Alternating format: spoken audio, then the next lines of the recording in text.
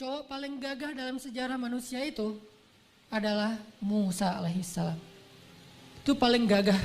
Seperti apa gagahnya Musa? Pokoknya kalau ada orang yang paling keren badannya di antara cowok-cowok zaman now, itu masih kalah sama Musa. Karena dia tidak ada ayat tentang kegagahannya. Kalau Musa saking gagahnya sampai turun ayat di akhir surat Al-Ahzab. Sampai Nabi Musa tuh walaupun badannya bagus, beliau nggak pamer. Pakai baju tuh nggak yang segini atau sengaja nggak pakai baju pura-pura aduh gerah ya Jogja padahal pengen nunjukin badan gitu. Enggak, Nabi Musa itu low profile, orangnya tawadu banget. Walaupun badannya bagus, beliau pakai bajunya kotak-kotak biru dan panjang gitu. Mau saya tunjukin? Enggak lah, kita mah zero pack ya. Nabi Musa itu six pack. Six pack, badannya proporsional banget, semuanya otot, jadi kering gitu ya, nggak basah yang apa terlalu gimana gitu. Enggak, Nabi Musa itu badannya bagus, tapi pakai bajunya tertutup semuanya. Sampai digosipin sama orang Bani Israel, Musa itu tahu nggak kenapa pakai baju kayak gitu? Kenapa? Soalnya dia kudisan katanya. Digosipin kalau Musa itu punya penyakit kulit.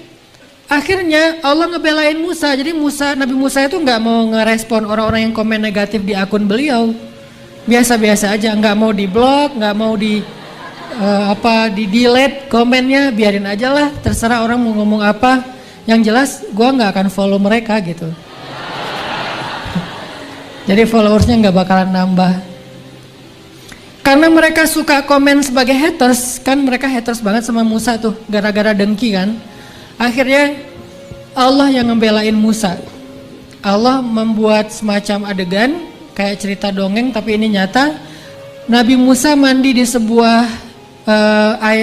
mata air di sebuah sumur, terus meletakkan bajunya di atas batu dan Nabi Musa mandi pakai celana doang, nggak pakai baju.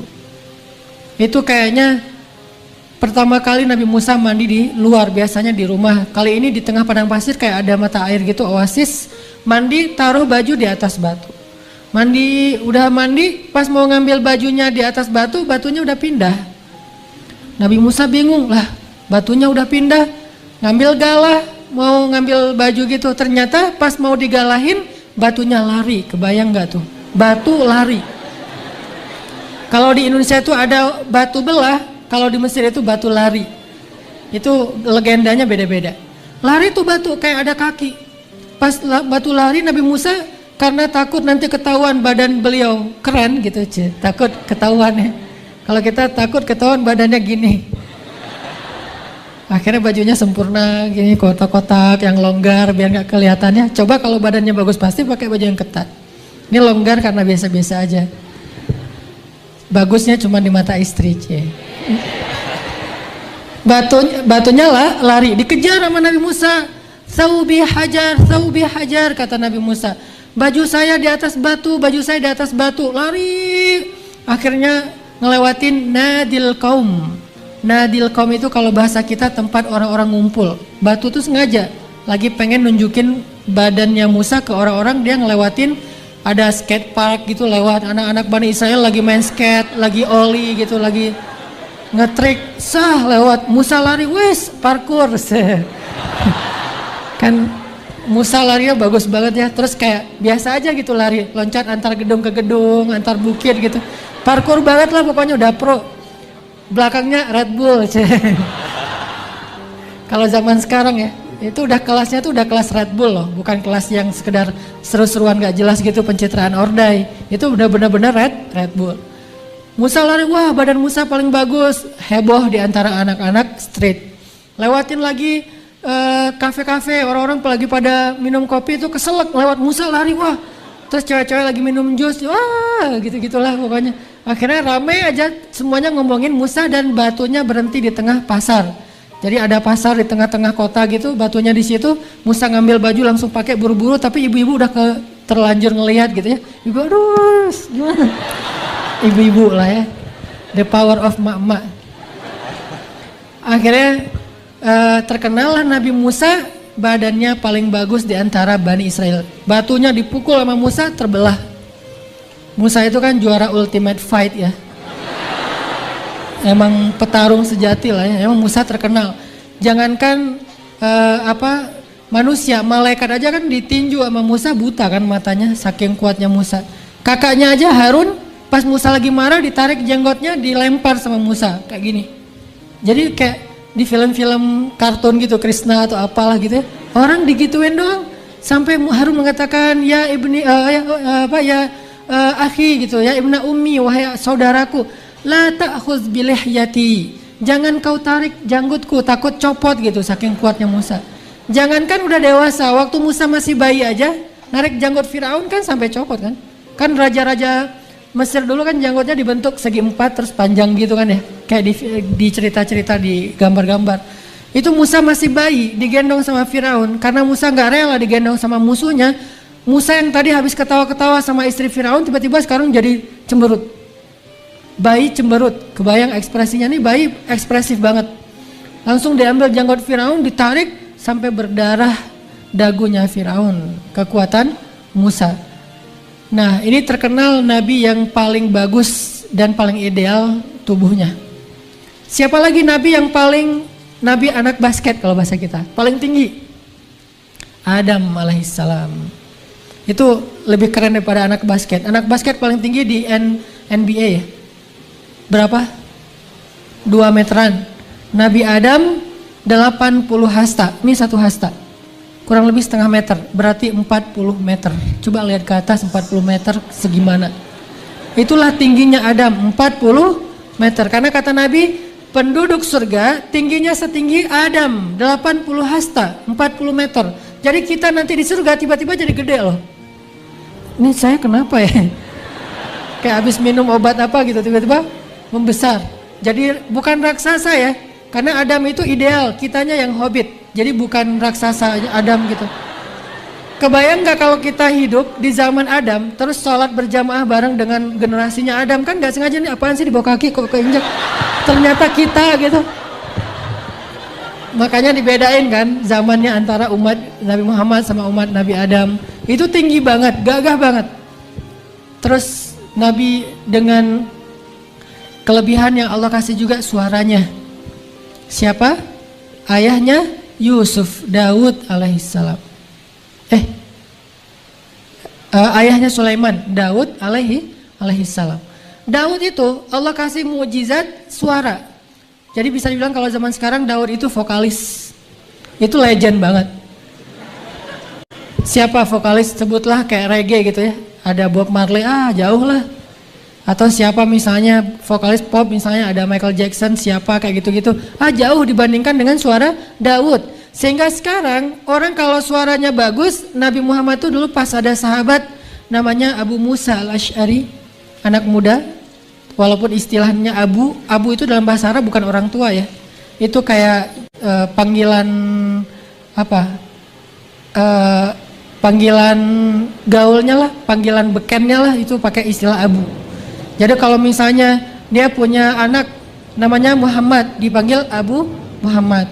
Kayak Ali, nama anak laki-lakinya Hasan, dipanggil Abul Hasan.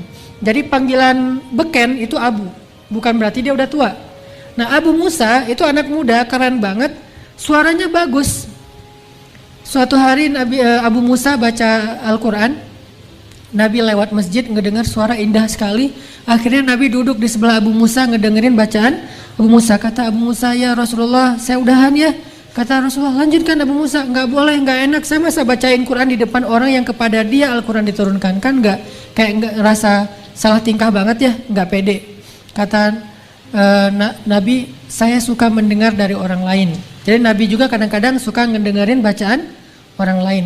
Dan orang yang Nabi suka dengar bacaannya Abu Musa. Berarti kan keren banget nih bacaannya. Akhirnya Abu Musa baca Quran, lalu para sahabat di luar datang ke masjid bilang, ya Rasulullah, apakah malam ini malam Lailatul Qadar?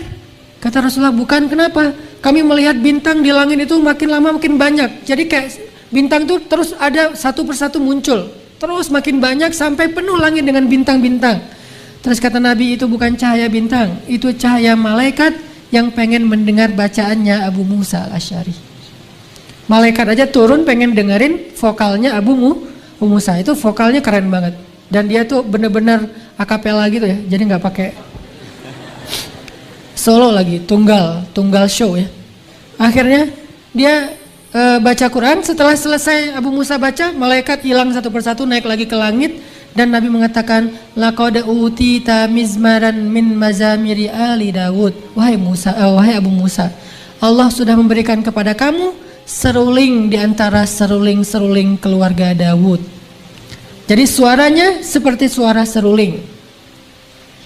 Sehingga kalau Nabi Daud berzikir, Nabi Daud bertilawah dengan kitab beliau, maka seluruh makhluk yang ada di sekitarnya itu akan ikut nonton konser single show Nabi Daud alaihissalam. Itu lebih ramai daripada Tomorrowland loh. Itu ramai banget. Jadi orang tuh kalau Tomorrowland kan datang dari beberapa negara terus kayak charter pesawat gitu kan ya, sampai di pesawatnya ditulis Tomorrowland Brazil gitu kan, Tomorrowland apa gitu. Ini Tomorrowland dari mana-mana datang pengen nonton single show-nya Nabi Daud alaihissalam. Dan benar-benar suaranya aja udah lebih keren daripada orang nge-DJ. Udah keren banget lah suaranya.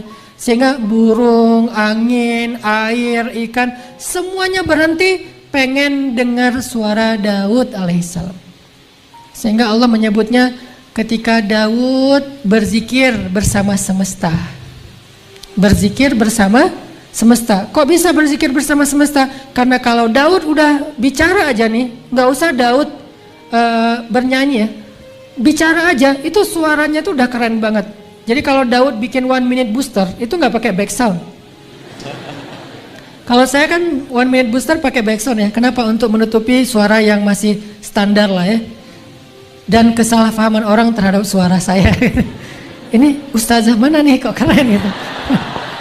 Pas ngelihat linknya, ustazah kok berewokan ya. Jadi ustazah tapi senang main permainan anak-anak street C. Nah kalau saya karena pengen menutupi kekurangan dari suara, pakailah back sound. Kalau Nabi Daud nggak usah pakai back sound. Suara beliau 1 minute booster pasti likersnya itu bisa miliaran. Banyak banget orang yang senang dengan boosternya Daud.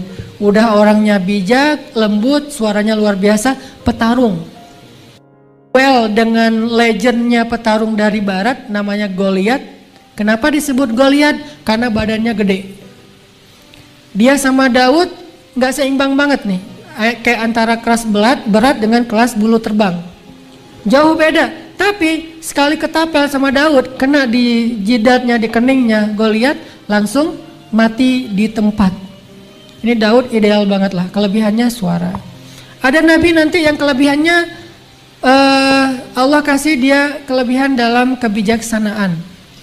Jadi dia tuh seorang raja yang adil, dan bukan hanya raja yang adil, diberikan kekuasaan 2 alam, alam manusia dan alam jin. Sulaiman alaihissalam, anaknya Daud. Bapaknya hebat, anaknya hebat. Dikasih kekuasaan 2 alam. Kalau kita kan 1 alam juga nggak berkuasa ya. Kalau ini kita mungkin 1 alam juga nggak bisa ngendaliin orang. Ngendaliin calon mertua aja susah kan, ditolak terus gitu kan ya. Ini ngendaliin jin, kebayang nggak tuh? Jin aja takut sama Sulaiman. Dan pada masa itu Allah membuka tabir antara manusia dan jin, sehingga jin dan manusia itu hidup berdampingan. Dan apa profesi jin? Sebagai pelayan bagi manusia. Jadi dulu tuh pekerja itu jin, tukang bangunan jin, terus chef di dapur tuh jin, gitu ya. Yang nangkep ikan di laut, nelayan tuh jin. Jadi jin tuh banyak profesi. Sampai ada adegan kalau kita baca kisah wafatnya Sulaiman, itu hadis panjang. Ada jin yang profesinya free diver. Jadi dia senang free dive gitu, jin di Wakatobi, di Papua, mana-mana gitu ya. Ini free diver banget, nggak pakai tabung gas. Biasanya dia di laut. Ini sekali ini dia lagi males gitu melaut, lagi badai, mungkin lagi ngapain. Dia datang ke istana, ketemu sama jin yang profesinya sebagai chef. Chef lagi rempong gitu di dapur, wah segala macam. Didatengin sama jin anak laut, jin reggae. Rambutnya gondrong gitu. Datang jin dari free dive ini bilang, kasihan banget sih lo kerjanya di dapur melulu. Coba sesekali ikut saya, kita free dive, kita ke laut, kita lihat terumbu karang, lihat ikan hiu, ikan paus, segala macam lah. Itu seru loh. Ya sih pengen. Terus kenapa? Takut sama Sulaiman. Takut kepada Sulaiman. Ini saking jin itu ditaklukkan di zaman Sulaiman. Jin yang galak-galak juga takut kepada Sulaiman, sehingga mereka bekerja membangun rumahnya manusia, bikin gedung-gedung yang bagus, yang tinggi dengan batu-batu yang mungkin kalau diangkat itu harus pakai kren ya, saking besarnya batu kayak bikin piramid. Itu yang bangun tuh adalah generasi jin dikumpulkan di zaman Nabi Sulaiman, sehingga orang lagi jalan tuh ngelihat bukan cuma manusia tapi ngelihat jin. Di zaman itu semua orang indigo, semua orang ngelihat jin. Kalau sekarang kan indigo gaya gitu kan. Walaupun sebetulnya harus diruqyah ya, karena indigo itu gangguan sebetulnya. Jadi bukan sebuah keistimewaan, lebih kepada sebuah gangguan. Walaupun kita tetap respect, cuman nggak boleh dijadikan sebagai acuan. Nanya ke anak indigo, gue jodohan gak sih sama dia gitu. Tulis namanya, gue cocok nggak sama dia? Nggak cocok. Akhirnya nyari lagi, nanyanya ke indigo ini jadi akidahnya berubah. Itu Nabi Sulaiman. Nanti ada lagi nabi yang diberikan kelebihannya oleh Allah Subhanahu Wa Taala. Kelembutannya yang luar biasa, sangat lembut, gak pernah marah, gak pernah cemberut, gak pernah ngucapin kata-kata yang gak pantas. Dia adalah Yahya alaihi salam. Ada lagi nabi yang diberikan kelebihan oleh Allah Subhanahu Wa Taala, kesabarannya yang luar biasa, berdakwah hampir 1000 tahun, 950 tahun berdakwah, kebayang gak tuh? Dan umatnya kurang dari 100 orang. Kalau 95 orang umat Nabi Daud, umat Nabi Nuh 950 tahun, berarti dalam satu orang itu berapa tahun? 9 tahun ya? Satu orang berarti sekitar 10 tahun. Kebayang gak tuh berdakwah 10 tahun cuma dapat satu orang? Kita bikin event setiap minggu, gak ada yang datang, sepi terus. 10 tahun bikin event baru datang satu. 10 tahun kita berdakwah di medsos baru satu orang yang nge-follow. Kebayang gak? 950 tahun bikin akun Instagram, followersnya cuma 95 orang. Dan itu per 10 tahun nambah satu followers. Kurang sabar apa coba Nabi Nuh alaihi salam. 10 tahun follower cuma nambah satu. Dan kita kan ngecek terus tuh, kalau perlu kita kayak minta di-mention sama selebgram, foto sama selebgram biar ngedongkrak followers nambah 1000, 2000. Nabi Nuh 10 tahun cuma nambah satu follower, tapi sabar. Ini kelebihan Nabi Nuh alaihissalam. Tapi semua kelebihan para anbiya itu disatukan kepada diri sosok Nabi Muhammad sallallahu alaihi wasallam. Beliau punya semua kelebihan para nabi, walaupun tidak ditunjukkan secara persis. Kayak misalnya Nabi Sulaiman. Nabi Sulaiman dibukakan kekuasaan dua alam, manusia dan jin. Nabi Muhammad juga pernah. Buat Nabi Muhammad itu nguasain jin tuh gampang. Bahkan beberapa ayat Al-Quran, salah satunya surat jin, Allah menyebutkan bagaimana jin masuk Islam, dapat hidayah gara-gara dengerin Nabi Muhammad baca Quran. Nabi Muhammad posting lagi tilawah gitu, terus tiba-tiba jin nge-like dan masuk Islam. Jadi followers Nabi jin. Dan itu bukan jin yang lagi kayak iseng lewat, lagi ngapain gitu, nggak sengaja buka akunnya Nabi Muhammad. Bukan, jin yang memang selama ini itu pengen mengganggu Rasulullah SAW. Jadi iblis itu mengutus pasukannya di seluruh dunia untuk mengambil sampel tanah dari negeri-negeri yang ada di seluruh dunia. Sampel tanah. Kenapa dicari sampel tanahnya? Karena iblis ngelihat pintu langit itu sekarang udah pakai password kalau mau masuk, susah. Pakai sidik jari. Mau masuk ke sana itu nggak semuanya udah di lock akunnya. Dulu kan kalau mau kepoin langit tuh mudah, naik turun. Kalau ada berita di langit mereka langsung tahu kelompok jin, terus bikin kekacauan di bumi. Misalnya di langit itu Allah akan turunkan rezeki kepada hambanya. Akhirnya jin ngegodain hamba itu supaya nggak bekerja, supaya nggak jujur, sehingga rezekinya dicabut oleh Allah. Pokoknya ngeganggu orang aja tuh. Sekarang tiba-tiba langit di lock. Nggak bisa sembarangan naik ke langit dan mencari berita, nggak bisa kepo. Maka iblis curiga ini pasti ada berita besar di bumi ini, sampai langit begitu disiplinnya sekarang, begitu sulitnya sekarang, berlapis-lapis barisan di langit para malaikat tuh, ada apa sih di bumi? Cari sampel-sampel tanah di seluruh bumi. Dibawa ke hadapan iblis oleh jin-jin. Dicium satu persatu sampel tanah itu, dicium nggak ada, dicium nggak ada, dicium nggak ada, diendus nggak ada. Tiba-tiba ketika iblis mengendus satu sampel tanah, yaitu tanah kota Mekah, iblis langsung kaget dan mengatakan, aku mencium aroma seorang nabi.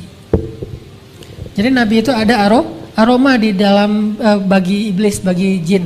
Aku mencium aroma seorang nabi. Dan kali ini aromanya lebih kuat daripada nabi-nabi sebelumnya. Dari mana kalian dapat tanah ini? Dari Mekah. Pergilah ke sana, cari tahu berita tentang dia dan kita akan menyusun rencana menghalangi dia dalam dakwah. Diutuslah sekelompok jin mencari tahu berita tentang nabi terakhir yang ada di Mekah. Dan pas mereka sampai di sana, kalau nggak salah di daerah yang disebut dengan Nakhlah, tiba-tiba jin mendengar Nabi Muhammad lagi membaca Al-Quran, kemudian mereka takjub, ajaban, kemudian mereka masuk Islam. Iblis heran, ini saya tadi ngutus mereka, sampai sekarang belum ada Japrian yang masuk nih. Ditelepon di reject, di WA udah nggak dibuka-buka, ini kenapa nih? Akhirnya berkali-kali dihubungin sama iblis, gak berhasil. Jinnya ternyata sudah masuk Islam. Mereka balik lagi ke negeri mereka, nggak balik ke iblis. Ada yang ke Irak, ada yang ke Yaman, ada yang kemana-mana keliling. Masing-masing berasal dari negeri-negeri yang berbeda, berdakwah kepada kaumnya.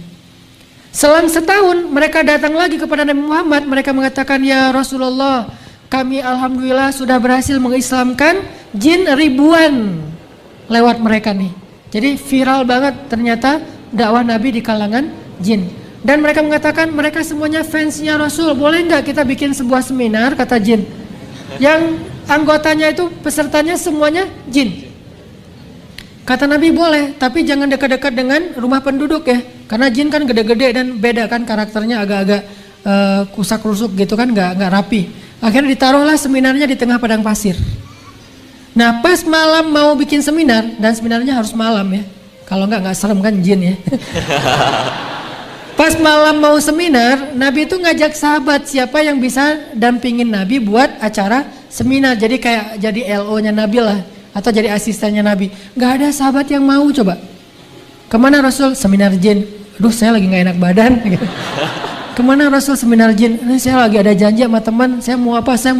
Akhirnya Nabi memaksa Abdullah ibnu Mas'ud jadi asisten Nabi di seminar jin. Itu disebutin nanti di kisah panjang surat Al-Jin dan beberapa surat yang lain. Berangkatlah Ibnu Mas'ud seminar bareng dengan Nabi di tengah padang pasir. Pas sudah mau sampai ke venue-nya, Nabi memberhentikan kendaraan beliau, onta beliau, turun bareng Ibnu Mas'ud. Kemudian Nabi menyuruh Ibnu Mas'ud berdiri di sebuah tempat. Lalu di sekeliling Ibnu Mas'ud Nabi membuat lingkaran pakai jari beliau sambil qomat kamit membaca zikir doa gitu, dibuat lingkaran. Setelah selesai membuat lingkaran, Nabi bilang kepada Abdullah, ya Abdullah, apapun yang terjadi jangan pernah keluar dari garis lingkaran ini, kata Nabi. Apapun yang terjadi. Siap ya Rasulullah. Rasul mau kemana? Saya mau ke stage, mau seminar. Berangkatlah Nabi ke tempat seminar. Ternyata begitu Nabi berhenti di tengah padang pasir, berbondong-bondong datang anggota atau peserta seminar itu dari kelompok jin. Jadi nggak jauh dari situ tuh kayak ada meja registrasi ulang gitu kan. Terus jin datang ngantri registrasi ulang. Pak udah bayar? Udah. Kok nggak ada nih namanya di laptop gitu-gitu. Pokoknya heboh aja jin. Dan jin itu kan susah diatur ya.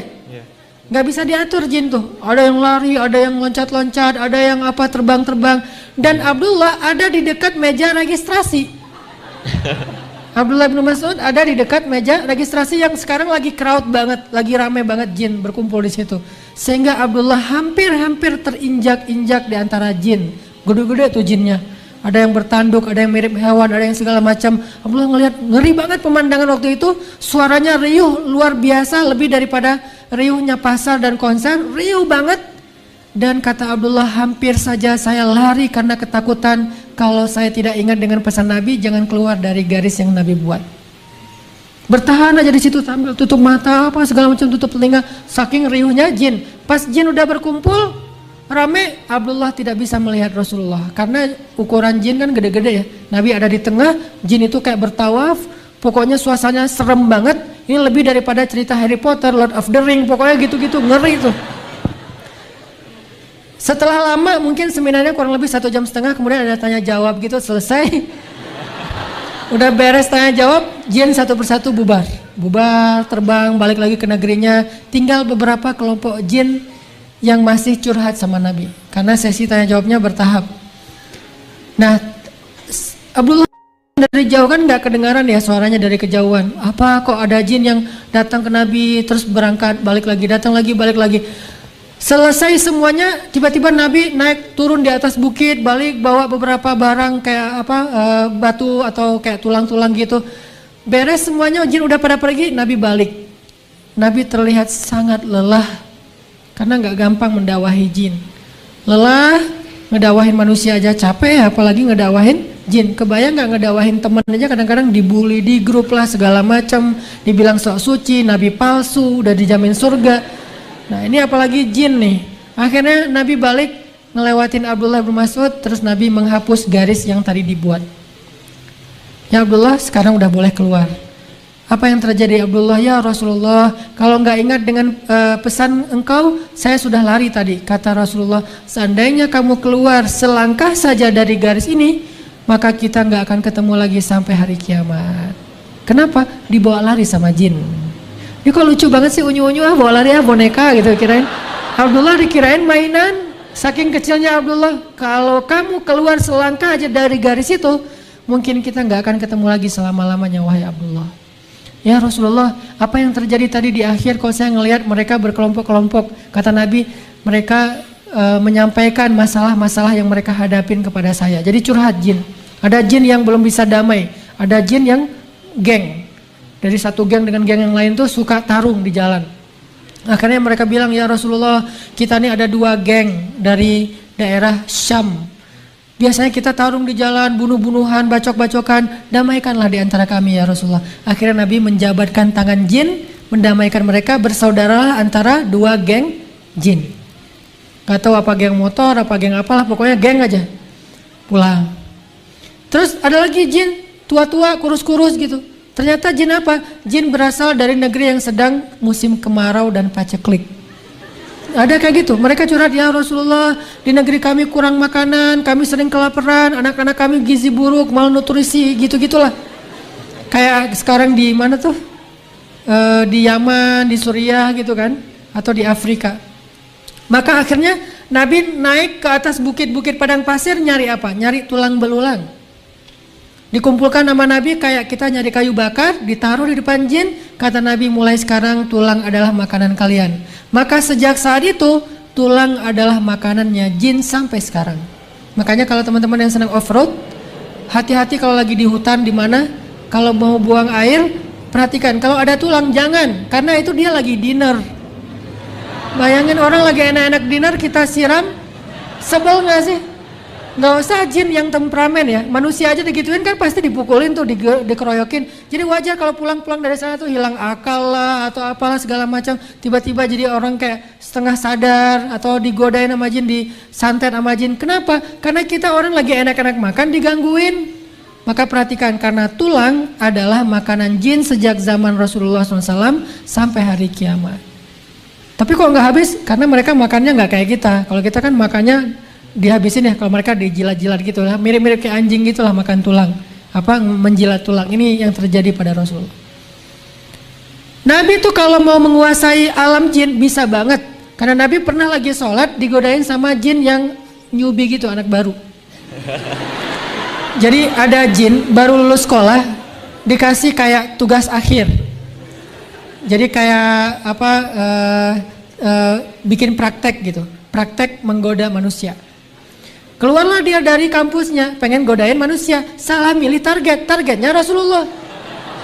Iblis aja nggak berhasil, nih anak baru menggodain Rasul. Jadi dia kayak nggak nanya-nanya dulu ke kakak kelasnya, siapa nih orangnya deh, asal godain aja. Nabi lagi sholat malam, didatengin sama anak baru, masih culun gitu kan gaya-gaya tuh, nih gua godain nih. Pas dia datang, Nabi nggak kegoda sama sekali, biasa aja. Dia udah gini-gini di muka Nabi apa segala macam. Nabi khusyuk. Begitu Nabi selesai sholat, ngelihat ke arah dia kaget, kok Nabi ngelihat saya ya? Kirain gak kelihatan gitu. Dipegang sama Nabi tangannya, jangan ampun, saya anak baru, saya baru belajar kak, gitu. Dia kayak tiba-tiba jadi minta maaf gitu, kak saya nggak tahu kakak ternyata senior apa segala macam. Akhirnya Nabi pegang tangannya, diikat sama Nabi, diikat, digulung, jadilah dia kecil kayak bola gitu, ditaruh di tiang Masjid Nabawi. Subuh-subuh pas anak-anak Madinah, anak-anak kecil gitu, anak-anak SD gitu ya, mau datang ke masjid, mereka ngelihat ada bola api tergantung di tiang masjid. Kan jin dari api kan ya, jadi bentuknya bola, kayak ada festival main bola api kan kalau di kita pas tahun baru Islam, pas menjelang Ramadan.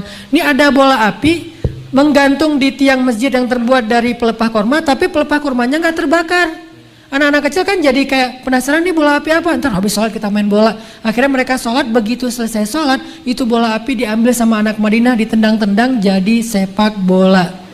Bisa jadi sepak bola pertama dalam sejarah dunia itu sebetulnya di zaman Nabi.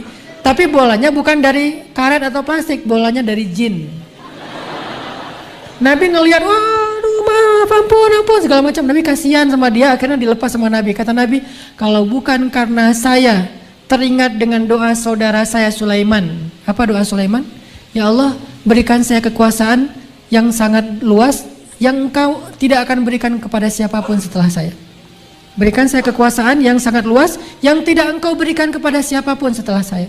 Kata Nabi, kalau bukan karena teringat dengan caption saudara saya Sulaiman, yang dia pengen kekuasaan yang tidak diberikan lagi setelah itu kepada siapapun, maka akan saya biarkan jin ini menjadi bola dan ditendang-tendang oleh anak-anak Madinah sampai siang hari. Dan Nabi bisa banget menguasai jin, cuman gak mau menghormati doa Sulaiman. Jadi semua mukjizat para anbiya Allah berikan kepada Rasulullah. Nabi Musa, mukjizatnya yang paling besar apa? Membelah laut. Nabi bisa lebih dari itu, bukan laut, bulan. Kan lebih ngeri kan? Laut cuman laut merah doang tuh. Selat yang antara Asia dengan Afrika, laut merah tuh dibelah sama Nabi Musa. Cuman berapa ribu kilo sih? Sementara Nabi Muhammad bukan laut yang dibelah, bulan. Di surat Al-Qamar. Jadi lebih dahsyat daripada Nabi Musa.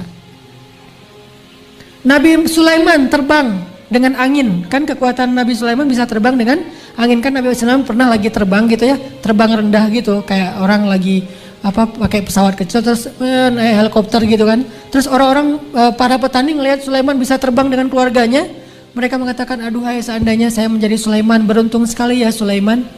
Sulaiman langsung kayak landing di situ mengatakan, Pak, Bapak ngomong apa barusan? Enggak nak, kamu beruntung sekali bisa diberikan kekuasaan seperti ini. Kata Sulaiman, mau nggak saya kasih tahu sesuatu yang lebih beruntung dari ini? Apa? Yang lebih beruntung daripada kekuasaan Sulaiman bisa terbang kemana-mana? Kata Sulaiman, satu kalimat zikir itu lebih utama dari semua kekuasaan yang saya dapatkan. Satu kalimat zikir. Sulaiman bisa terbang keliling bumi. Nabi Muhammad keliling langit. Isra dan Mi'raj. Lebih dahsyat daripada keliling bumi. Jadi Nabi Muhammad itu orang nggak pamer. Kalau Allah sebutkan kisah Sulaiman, Sulaiman. Nabi nggak gitu orangnya. Kisah Musa membelah laut, laut doang tuh bulan. Nggak gitu. Nabi itu orangnya tuh nggak caper, nggak pamer, bahkan beliau menghargai nabi-nabi sebelumnya. Makanya beliau disebut musaddiqan, sebagai pembenar kepada nabi-nabi sebelumnya. Tapi semua keutamaan nabi-nabi sebelumnya dikasih kepada Rasulullah SAW. Nabi Yahya itu lembut, Nabi Muhammad lebih lembut lagi tuh. Kalau nabi-nabi sebelumnya punya umat yang kelak jadi nabi kan ada banyak tuh ya. Kayak Nabi Ibrahim punya murid, Lut kelak jadi nabi. Kemudian Nabi Daud punya murid dan sekaligus anak yaitu Sulaiman kelak jadi nabi. Nabi Yakub punya murid atau anak kelak jadi nabi yaitu Yusuf, dan seterusnya dan seterusnya. Nabi Muhammad, murid beliau, sahabat beliau, terutama yang awalun, itu kualitas mereka kualitas nabi loh. Terutama 10 sahabat yang dijamin surga itu semuanya kualitasnya tuh kualitas para anbiya. Ada Abu Bakar, bukan satu nabi itu. Rasul pernah membandingkan Abu Bakar itu seperti Ibrahim, dan julukannya juga sama, Siddiq. Wadhkur fil kitabi Ibrahim innahu kana siddiqan nabiyya. Ibrahim itu Siddiq. Sahabat yang Siddiq, Abu Bakar as-Siddiq. Jadi kalau kita pengen tahu seperti Siddiq apa Abu Bakar, lihat aja kisah Ibrahim. Saking siddiqnya Ibrahim, melakukan hal-hal apapun yang Allah perintahkan walaupun berat, dia lakuin sama beliau. Begitulah Abu Bakar, ada Ibrahim. Kadang Nabi Muhammad membandingkan Abu Bakar itu dengan Isa dari sisi lembutnya. Muncul lagi Umar. Umar itu seperti Musa dan Nuh, dua nabi.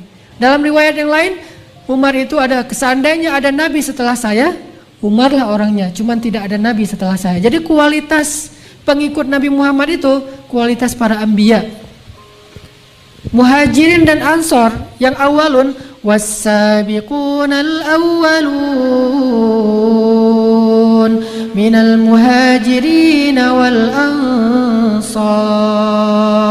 Muhajirin dan Ansor, terutama yang ikut dalam hijrah dan bai'ah Aqabah 1 dan 2, kurang lebih sekitar 1000 orang, itu semuanya kualitasnya kualitas para anbiya.